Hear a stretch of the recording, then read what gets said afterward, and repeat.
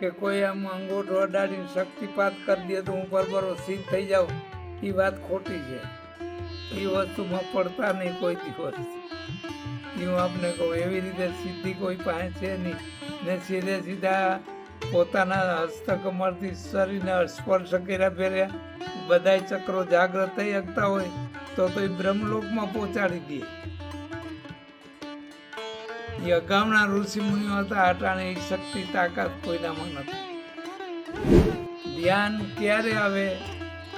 જે જગત ભૂલાય, બધું બાહ્ય બધી વસ્તુ ભૂલાય ત્યારે ધ્યાન થાય. જ્યાં સુધી એક વસ્તુ યાદ છે ત્યાં સુધી ધ્યાન ન થાય, ધ્યાન લાગે નહીં. જગત આખું ભૂલાઈ જાય ત્યારે ધ્યાનની દશા થાય. ને એક નિયમ તો બાંધવો જોઈએ.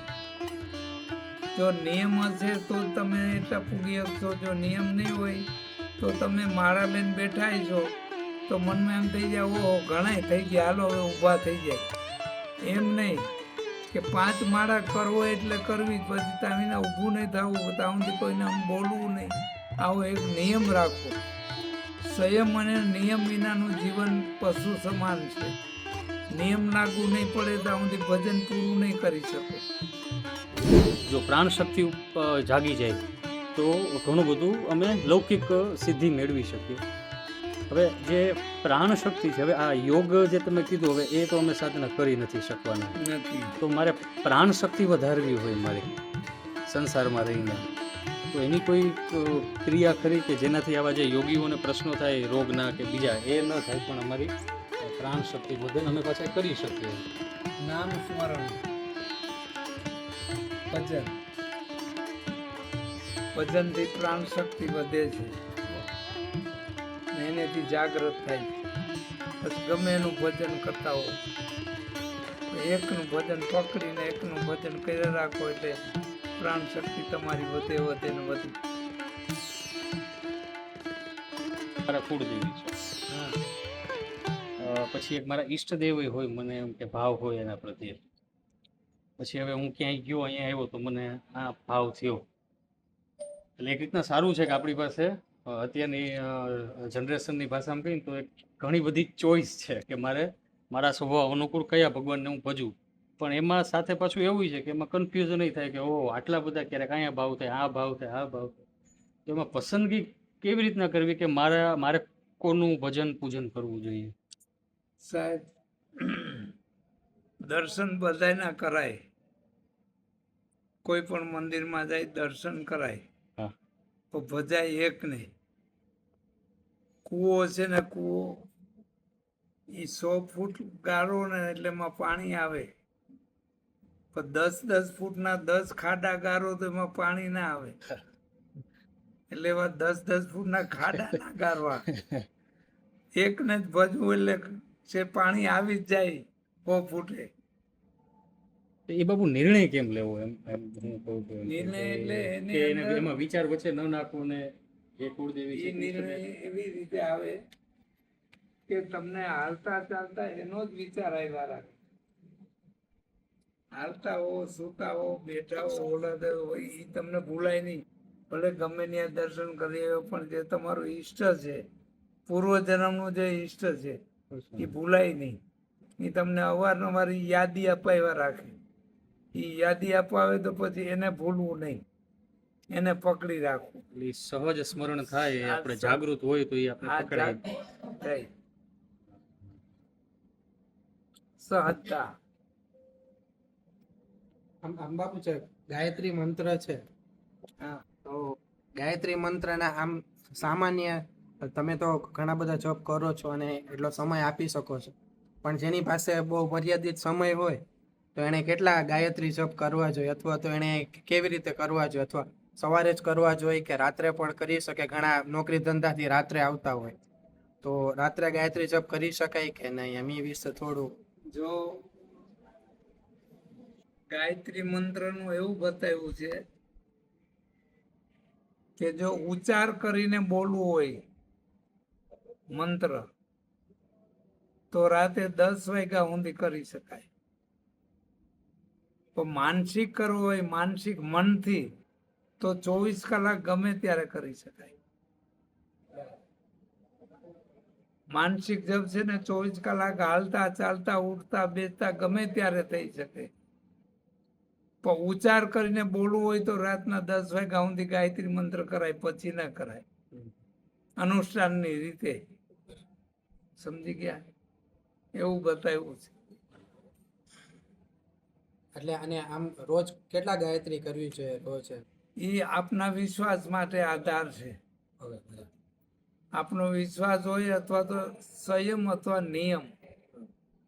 એક તો આપણા જીવનનો સંયમ પાળવું જોઈએ ને એક નિયમ તો બાંધવો જોઈએ.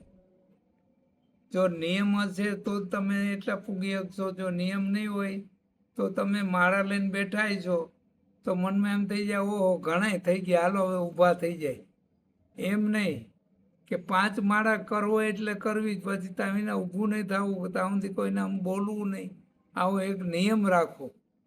સંયમ અને નિયમ વિનાનું જીવન પશુ સમાન છે. નિયમ લાગુ નહીં પડે ત્યાં સુધી ભજન પૂરું નહીં કરી શકો. નિયમ પૂરેપૂરો નિયમ જો હોય એમાં. કારણ કે અત્યારે બાપુ એ જ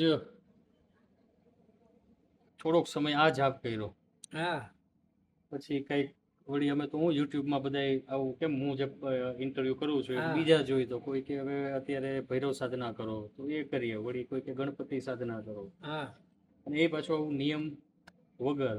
એટલે બાપુ મૂળામાં પ્રશ્ન એ છે, માનો કે અમે કોઈ સાધના કરતા હોય ને તો સાવ સાચું કહું ને તો કંઈક સ્વાર્થ સાથે કરતા હોય, હા, અને એ લૌકિક હોય હા, કે મને આ વસ્તુની પ્રાપ્તિ થાય એના માટે હું આ કરું છું. ને આપ જે સાધના કરો છો એ કદાચ લોક કલ્યાણ માટે કે એ છે, એટલે એનું તમને બળ મળતું હશે ને અમને કદાચ એ સાધનામાં જે ખૂટે છે એ જ ખૂટે છે કે બીજું કંઈ? સ્વાર્થ માટે કરવામાં આવે એમાં થોડીક પરીક્ષા થાય, કસોટી આવે સ્વાર્થ માટે કરવામાં, અને પરોપકાર કરવા માટે એમાં કઈ કોઈ જાતની કઈ તકલીફ ના થાય. પરોપકાર કરવો કોઈ બીજા જીવ માટે કે બધા પરહિત માટે.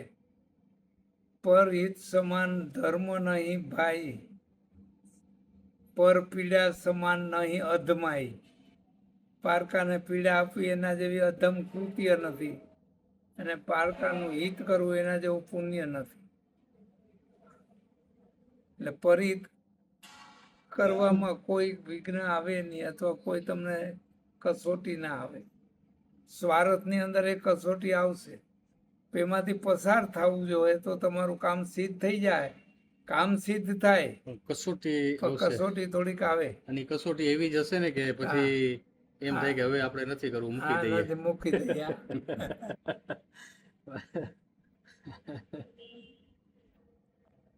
અને જે 6 ચક્રો કીધા છે ને,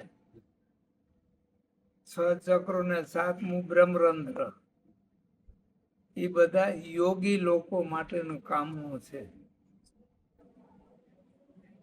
જે યોગી લોકો છે, જે પ્રાણની હારે સમાવેશ કરે છે, એ પૂરા યોગી હોય, યોગને સાધી શકે.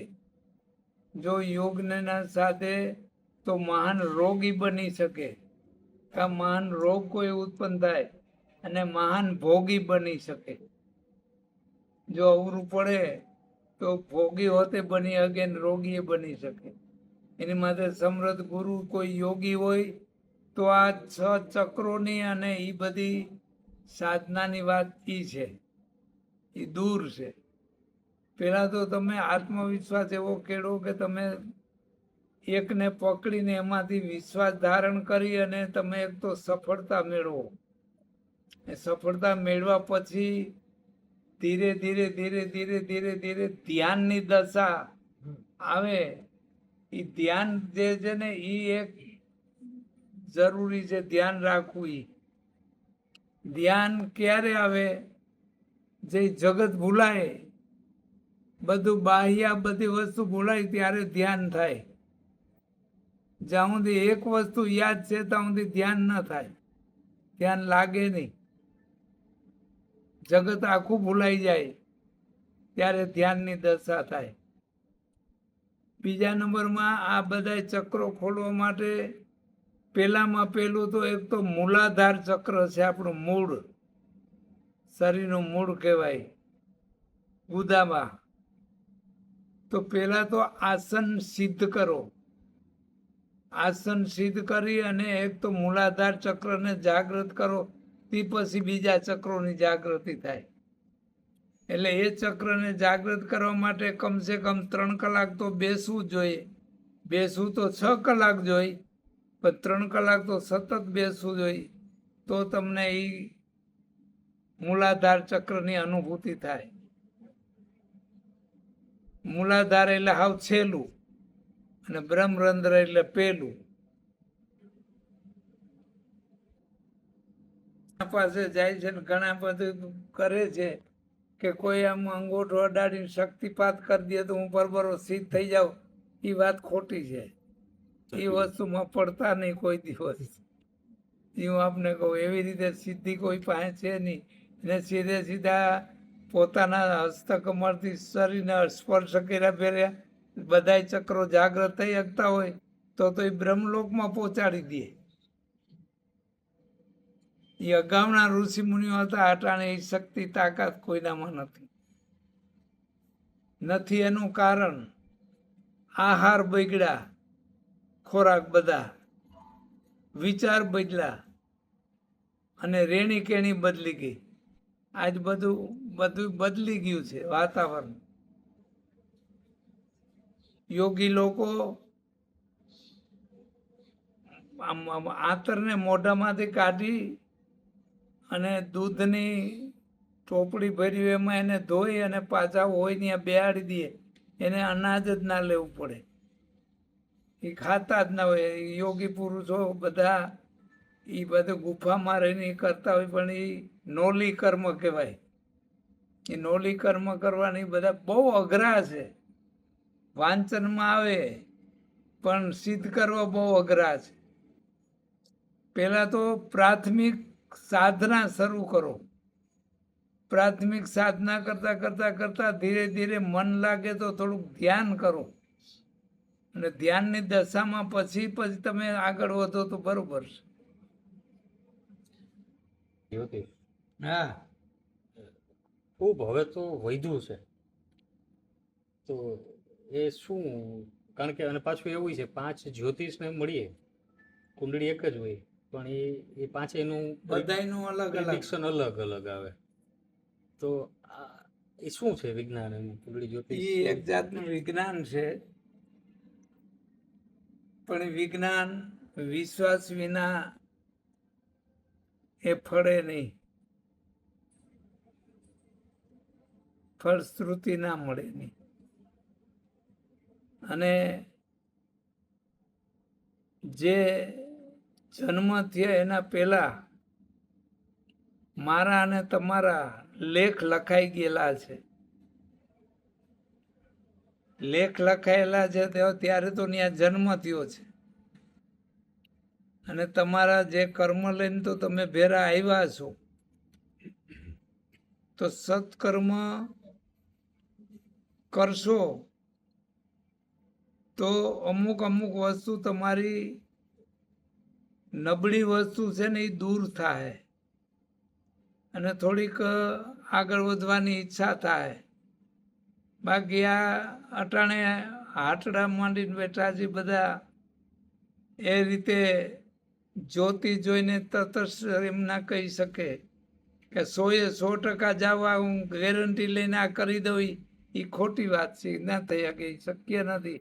કારણ કે એ ભાગ્ય છે, અને ભાગ્ય છે ને એ આપની હારે જન્મમાં ત્યાંથી ભેરા આવ્યા છે. પ્રારબ્ધ કર્મ, 3 કર્મ કીધા: પ્રારબ્ધ કર્મ, સંચિત કર્મ અને ક્રિયામણ કર્મ. સંચિત કર્મ જે અહીંયા આવીને માણસ ભોગવે છે ને, એ સંચિત કર્મ છે. પછી તમારે આ એકબીજાને સંબંધ જોડાય છે, મિત્રના કે પત્નીના કે ઓલાદ, એ બધા પ્રારબ્ધના ખેલ છે. એ પ્રારબ્ધથી સંબંધ જોડાય છે, એકબીજા જીવાય મિલન થાય છે, એ પ્રારબ્ધ છે. અને ક્રિયામણ કર્મ તમે કર્મ કરો ને જુઓ એ ક્રિયામણ કર્મ.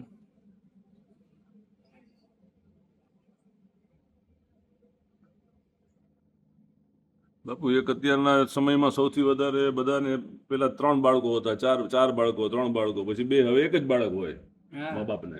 હા તો સૌથી વધારે આખી જિંદગીમાં એની જ ચિંતા કરી રાખતો હોય. અને આપણા સાધુ સંતો એમ કહે કે દરેક બાળક પોતાનું ભાગ્ય લઈને આવે છે, ચિંતા ન કરવી જોઈએ એમ. એક ઈ વાત. અને બીજી એ વાત કે જે સમયે જે બનવાનું છે એ બનવાનું છે, બનવા કાળ જે બનવાનું છે એમાં આપનું શું હા એ બનવાનું છે એ નિશ્ચિત થયેલું છે, એમાં કોઈ ફારફેર કરી શકતું નથી. જેની જે ઘડી માંડી છે એ અવશ્ય થાય ને થાય. એ તો નિશ્ચિત છે? હા નિશ્ચિત છે. તો પુરુષાર્થનું શું મહત્વ રહી અત્યારે? પુરુષાર્થ કરવાથી આપણું મહેનતનું ફળ આપને મળે. ઓકે, એ જુદી વસ્તુ. પ્રારબ્ધ પ્લસ મળે, પ્રારબ્ધ પ્લસ. એ પ્રારબ્ધ પ્લસ મળે. બરોબર. મહેનત કરો એટલે પુરુષાર્થ કરવાથી ફળ મળે જરૂર. બરોબર. ખાયેલું છે એની હારે આ પુરુષાર્થ જોઈ જ છે. એ પુરુષાર્થ કરીએ તો પ્રારબ્ધની ખબર પડે કે ક્યાં ઊંધી આપણે પહોંચ્યા છે, એનો ખ્યાલ આવે.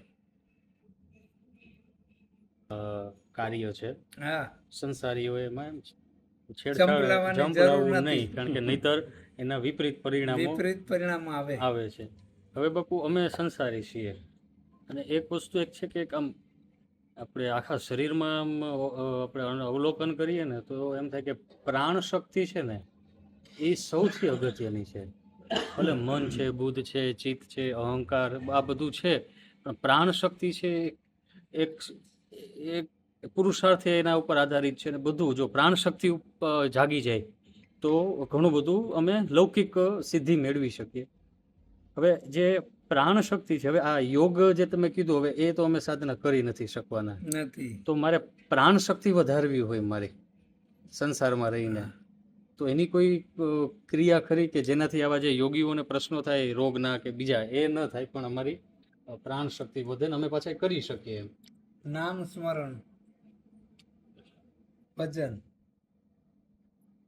ભજનથી પ્રાણ શક્તિ વધે છે ને એનેથી જાગૃત થાય છે. પછી ગમે એનું ભજન કરતા હો, એકનું ભજન પકડીને એકનું ભજન કરી રાખો એટલે પ્રાણ શક્તિ તમારી વધે ને વધે. પ્રાણ શબ્દની આરે બંધાયેલ છે, ને શબ્દ છે એ બ્રહ્મ છે. શબ્દ છે એ બ્રહ્મ છે, એ બ્રહ્મની હારે એ શક્તિ જોઈ છે. એટલે એ સ્મરણ ચાલુ રહે તો આ શક્તિ પ્રાપ્ત થઈ શકે છે. બહુ મોટો ખુલાસો કર્યો. માથે યજ્ઞ કરવાની ઈચ્છા થઈ કે આપણે પૃથ્વી માથે યજ્ઞ કરવો. પછી નક્કી થયું કે ક્યાં જગ્યાએ કરવો. ત્યારે સાવિત્રીજી ભેરા હતા, ગાયત્રીજી નહોતા તૈયાર. તો કે અહીંથી કમળનું ફૂલ છોડો, બ્રહ્માજીને કે તમે એ ફૂલ જ્યાં સ્થિર થાય અને જ્યાં પડે ને ત્યાં સ્થિર થઈ જાય ત્યાં યજ્ઞ કરવો. તો અટાણે હાલમાં પુષ્કર છે ને રાજસ્થાનમાં, એ જગ્યાએ પુષ્પ પડ્યું. એટલે એ પુષ્કર નામ, એટલે પુષ્પ માથેથી પુષ્કર નામ પડ્યું. એટલે ત્યાં સ્થિર થયું. ત્યાં યજ્ઞની તૈયારી કરી, દરેક ઋષિ મુનિઓ આવી ગયા, હવનની તૈયારી. તો સાવિત્રીજી મોડા પડ્યા મુહૂર્તમાં, નાવા ધોવામાં વધારે મોડા પડ્યા. એટલે ઋષિ મુનિઓ બ્રહ્માજીને કહે છે કે બ્રહ્માજી મુહૂર્ત જાય છે અને સાવિત્રીજી હજી આવ્યા નથી, તો હવે એનું શું કરવું? તો મુહૂર્ત વયું જાય તો કે તો આપને કોઈ બીજી શક્તિ પ્રગટ કરો. તે ઋષિઓએ વેદ મંત્રો દ્વારા સૂર્ય પાસેથી શક્તિ પ્રાપ્ત કરી, સૂર્યમાંથી પ્રગટ કર્યા ગાયત્રીજી. એને યજ્ઞમાં બ્રહ્માજી હારે બેસાડ્યા ને યજ્ઞ શરૂઆત કર્યો. ત્યાં સાવિત્રીજી આવ્યા, બહુ ક્રોધાયમાન થયા, બ્રહ્માજીને શ્રાપ આપી પુષ્કરમાં પુષ્કરમાં એટલે બ્રહ્માજીનું સ્થાપન ન્યા થયું. ગાયત્રીજીને એને શ્રાપ આપ્યો કે તું મારી, હું એની પત્ની હોવા છતાં તારાથી કેમ બેસાય છે? તો ગાયત્રીજીએ કીધું છે અને મને પછી ખૂબ સુખી થાય, એટલે એને વરદાન દીધું ઓલું છે. એટલે ગાયત્રીજી છે ને માત્ર યજ્ઞ કરવા પૂરતા જ આવ્યા, એટલે બ્રહ્મચારિણી છે, એના પત્ની નથી. અચ્છા. યજ્ઞ કરવા પૂરતા જ હાજરી હતી, એટલે બ્રહ્મચારિણી છે ગાયત્રી માતાજી. ગાયત્રી હવન માં ને આમાં શું મુખ્ય ઓલું ગાયત્રી હવન રોજ કરવો જોઈએ કે દાખલા તરીકે આર્ય સમાજમાં રોજ હવનનું ઓલું છે તો કે મંત્ર પણ ચાલે કે એવું એમાં હવે એમાં એવું છે, હોમાત્મક યજ્ઞને હવે તો ગાયત્રી પરિવાર આખો થઈ ગયો, બધે જ્યાં આવે ને યજ્ઞ ચાલુ થઈ, ગમે દિવસે નકર યજ્ઞ છે ને ગાયત્રી નો હોય કે નવચંડી નો હોય કે રુદ્ર નો હોય કે મહાવિષ્ણુ યાગ હોય, ગમે યજ્ઞ કરવો હોય તો અગ્નિચક્ર જોવું પડે. અગ્નિચક્ર આવતું હોય તો જ યજ્ઞ થઈ શકે. અગ્નિચક્ર મતલબ અગ્નિચક્ર એટલે અગ્નિની હાજરી છે કે નહીં પૃથ્વી ઉપર. ઓકે અચ્છા. અગ્નિ તરીકે છે દેવ, પણ દેવ તરીકે છે કે નહીં એનું ગણિત છે ઋષિ મુનિનું. બરોબર. એ ગણિત પ્રમાણે જોવું પડે, એનું ગણિત મેળવું પડે, અને અગ્નિચક્ર આવતું હોય તો જ યજ્ઞ થઈ શકે.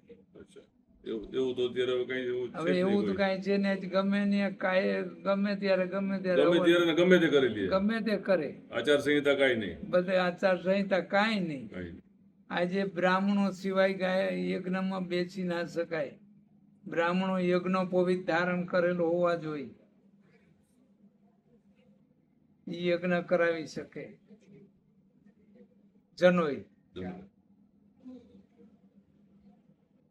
બાપુ આ તો ગમે તે જ્ઞાતિ ગમે તે જ્ઞાતિ ગમે ત્યારે ગમે ત્યારે હવન કરાવે છે. બેનો હોતે હવન કરાવે છે. બિલકુલ. બેનો થી જનોઈ પહેરાય નહીં તો બેનો હોતે તો એ વૈદ ગયા છે. કોણ આજ રોકે એમ કોણ છે? કોઈ નહીં, કોઈ ગાડરિયો પ્રવાહ કે ગાડરિયો પ્રવાહ છે. એવું છે. બાપુ અત્યારે કોઈ પણ વ્યક્તિને સત્યના માર્ગે ચાલવું હોય સામાન્ય સમાજમાં રહીને તો બહુ કપરું થઈ જાય છે. પછી સ્ત્રી હોય કે પુરુષ હોય, બાળક હોય કે વડીલ હોય, કોઈ પણ એજના, એનું શું નિરાકરણ થઈ શકે? કપરું થઈ જાય, પણ એમાં તમારી દ્રઢતા હોવી જોઈએ, તમારો સિદ્ધ સંકલ્પ હોવો જોઈએ.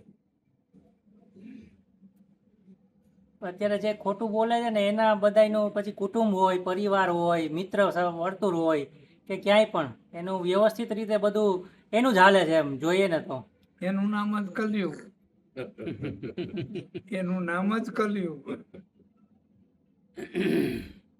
તો આ પરિસ્થિતિઓમાં જે તમે કહો છો ને કે તમારે પોતાને સ્ટેબલ રહેવું પડે, તો એની માટે શું કરી શકે વ્યક્તિ? એમ વ્યક્તિ વિશ્વાસ ધારણ કરી અને સ્મરણ કરે ને એટલે એ કરી શકે. વિશ્વાસ ધારણ પેલા કરવો પડે. જો વિશ્વાસ ના હોય, મન હકું ડકું થયા રાખતું હોય તો એ આપને સિદ્ધ ના થાય. પૂર્ણ વિશ્વાસ હોવો જોઈએ. કેવો વિશ્વાસ હોવો જોઈએ? ભાઈ બૈરાઓ હાંજે દૂધમાં છાશ નાખે ને માથે સીબું ઢાંકી દે એમને, તો એ સવારે દહીં થઈ જાય જ. વિશ્વાસ છે કે દહીં થઈ જાય, પણ ઘડીએ ઘડીએ જો સીબા ઉસકાવી રાખે તો દહીં ના થાય. સાચી વાત. બાપુ આમાં જ પ્રશ્ન, તમે નામ સ્મરણનું કીધું ને કે એ કરો વિશ્વાસ સાથે, એટલે પહેલો પ્રશ્ન એ થાય કે એનું કોઈ ગણિત છે કે આટલી ચોક્કસ સંખ્યામાં નામ સ્મરણ કરીએ તો કાંઈક એની અનુભૂતિ થાય, કાંઈક એનું પ્રમાણ મળે કે જેથી મારી શ્રદ્ધા થોડીક વધારે થાય. એમ કે ભાઈ હું મારું કે પછી- રામ રામ રામ. જે દેવના જે મંત્રો, જેટલા મંત્રના અક્ષર એટલા 1000 કરવા જોઈએ. 1000 થઈ શકે તો એટલા લાખ કરવા જોઈએ, જેટલા અક્ષર, તો એમાં આપણે એ મંત્ર સિદ્ધ થાય. ગાયત્રી મંત્ર 24 અક્ષર છે, તો કાં 24,000 કરવા જોઈએ, કાં 24 લાખ કરવા જોઈએ. તો એને ધીરે ધીરે ધીરે ધીરે થોડી થોડી અનુભૂતિ થતી જાય. રામ મંત્ર 2 જ મંત્ર છે, 2 જ અક્ષર, 2 જ અક્ષર, 2000 વખત. પણ હા બે છે, પણ ઓમ 3 છે. લખવામાં 2 થાય, હા, બોલવામાં 3 થાય છે. રા અ મ, રકાર, અકાર અને મકાર, એ 3 શબ્દ થયા.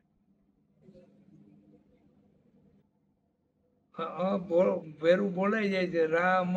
અત્યારે રામ બોલો એટલે આવશે જ. રામ રામ તો એ 3 થયા, તો એ 3 છે. 3000 વખત. 3000 મંત્ર કરવા જોઈએ, એટલે કાં 3 લાખ કરવા જોઈએ, અને તમે કીધું માનસિક કરીએ એ વધારે સારું. તો વધારે સારું, વધારે ઉત્તમ. માનસ અને આ 3000 મંત્ર આમ એક બેઠકે કરવા, આ એક બેઠકે, એક બેઠકે એક 3000 મંત્ર. એક બેઠકે કરવા જોઈએ, તો જ ફળ મળે. બાપુ છેલ્લો પ્રશ્ન પૂછીએ કે અત્યારે આપણે કીધું કળયુગ તો છે, વાત સાચી. આ ક્લાઇમેટ ચેન્જ ને બધું, આ 45 અમુક જગ્યાએ 48, આપણે કહેવાય તો આરબ કન્ટ્રીમાં, આપણે ઇન્ડિયામાં, હિન્દુસ્તાનમાં ટેમ્પરેચર 48 ડિગ્રી, રાજસ્થાન મધ્યપ્રદેશમાં થઈ જાય છે. હા, એટલે ક્લાઇમેટ ચેન્જ છે, યુદ્ધ ચારે બાજુ છે. તો એમ સાધુ સંતો ને આપણા જેવા જે હોય એ બધા એવું આગાહી કરે કે આ વર્ષ કળયુગ તો છે, પણ આ વર્ષ બહુ ખરાબ છે, તો આવનારા 5-29 સુધી ખરાબ છે. તો એ બાબતમાં આપનો સમય પડકારવાળો છે. તો એ બાબતમાં આપનું સાવચેતી, ભય માટે નહીં, સાવચેતી માટે એમ. 5 વર્ષ જ નહીં, પણ હવે દી પછી દી ખરાબ જ આવવાના છે. 5 વર્ષની મર્યાદા નહીં, હવે તો દી પછી દી નબળો જ આવવાનો છે, કાયમી દી કાયમી. કેમ કે કલયુગ છે 4,32,000 વર્ષનો છે, તો એના હજી 5,500 વર્ષ જ ગયા છે, હજી બધું બાકી છે. હજી કલયુગ પાયણામાં હૂતો છે, ઘોડિયામાં, હજી બધું બાકી છે એનું. હજી યુવાન થાય, ઓલું થાય તો હું દશા હશે, ત્યાં તો આપણે કેટલી વાર જન્મી ગયા આવીશું આપણે અહીંયા, અને વૈયા ગયા આવીશું.